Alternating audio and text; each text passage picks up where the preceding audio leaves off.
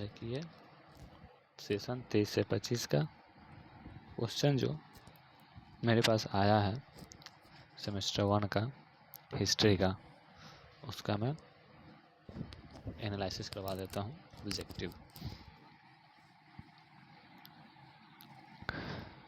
Objective type question है जो 10 को रहता है। पहला क्वेश्चन है, किस्कोग्राफ उपकरण का निम्नलिखित में से किसमें उपयोग होता है? पौधों की वृद्धि मापने के लिए, भूकंप मापने के लिए, वायु का दबाव मापने के लिए, या नन ऑफ दीज। तो किस्कोग्राफ खासकर पौधों की वृद्धि मापने के लिए इसका उपयोग किया जाता है। विक्रम साराभाई स्पेस सेंटर किस स्थान पर स्थित है? सबको पता होता है, इसका आंसर क्या हो जाएगा? तिरुवनंतपुरम। फिर अगला क्वेश्चन सी नंबर आता है, निम्नलिखित में से कौन सा भारत का प्रथम उपग्रह है जो मुख्यतः शिक्षा के उद्देश्य के लिए उपयोग किया जाता है? ईडुसाट, निसार, इनसैट 4 या नन ऑफ दीज। इसका आंसर क्या हो जाएगा? ईडुसाट। फिर डी नंबर क्वेश्चन है, नर्मदा बचाओ आंदोलन के नेता कौन है? तो इसका आंसर कौन होता है? नर्मदा बचाओ आंदोलन के नेता जो होते हैं मेधा पाटेकर होते हैं, अरुंधति रॉय होते हैं, अरुणा राय होते हैं, या किरण बेदी होती है। इसका आंसर क्या हो जाएगा? मेधा पाटेकर। अगला क्वेश्चन है, भाखड़ा नंगल बांध किस नदी पर स्थित है? सतलज पे है, रावी पे है, ब्यास पे है, या झेलम पे है? तो इसका आंसर हो जाएगा क्या? सतलज नदी। भारत में पहला इस्पात संयंत्र कहाँ स्थापित हुआ था? इसका आंसर आप लोग देख लीजिएगा।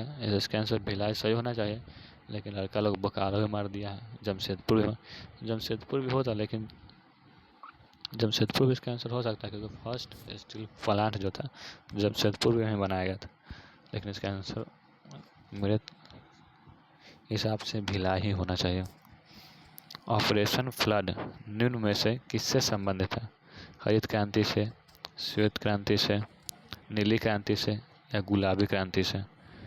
लड़का मारे हुए नीली क्रांति, लेकिन आंसर इसका हुआ क्या? श्वेत क्रांति, व्हाइट रेवोल्यूशन।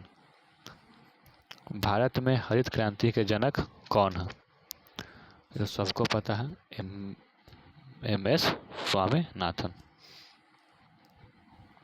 फिर बोला, भारत में पहली रेल लाइन का निर्माण निम्नलिखित में से किस गवर्नर जनरल के शासन में हुआ था? लॉर्ड हार्डिंग के समय में हुआ, Lord Dalhousie, Lord William Bentinck, या लॉर्ड कैनिंग?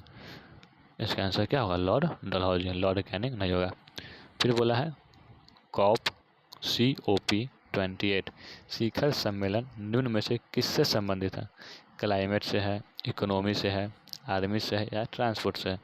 इसका आंसर क्लाइमेट होगा, आर्मी नहीं होगा। इसी के साथ आपका ऑब्जेक्टिव खत्म होता है। अब ग्रुप बी का हम शॉर्ट आंसर क्वेश्चन सिर्फ बता देते हैं। इसमें से 4 बना 6 क्वेश्चन दिया हुआ रहता है, एक क्वेश्चन 6 नंबर का होता है, जिसमें 4 प्रश्न को क्या उत्तर देना होता है। तो पहला क्वेश्चन था, गणित और खगोल विज्ञान में आर्यभट्ट के दिनों का वर्णन करें। यानी कि जो आर्यभट्ट जो थे, वो जो थे गणित में क्या क्या बात बोले, किस किस परिभाषा को लेकर उन्होंने बात को रखे, जैसे त्रिभुज के क्षेत्रफल को लेकर रखे, वृत्त के क्षेत्रफल को लेकर रखे थे इसमें बात। फिर इसमें पाई का मान क्या होता है, उसका क्या उपयोग है, वो भी इसके बारे में बताए थे। और सूत्र का उपयोग यानी फार्मूला का उपयोग हम किस प्रकार से कर सकते हैं, वो भी इन्होंने बताया। और शून्य का आविष्कार तो करवे किए।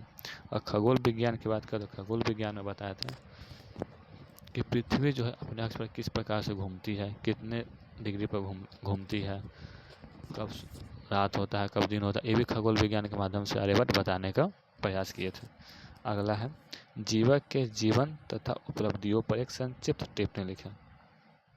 फिर अगला क्वेश्चन है, सल्तनत काल में वैज्ञानिक और तकनीकी शिक्षा के विकास पर एक विवरण प्रस्तुत करें। फिर अगला क्वेश्चन है, भारत में इस्पात उद्योगों के विकास की विवेचना करें। फिर अगला क्वेश्चन है, भूमंडलीय तापक्रम वृद्धि क्या है, व्याख्या करें। सब वही क्वेश्चन है, इसमें से किसी 4 को आपका आंसर देना होगा।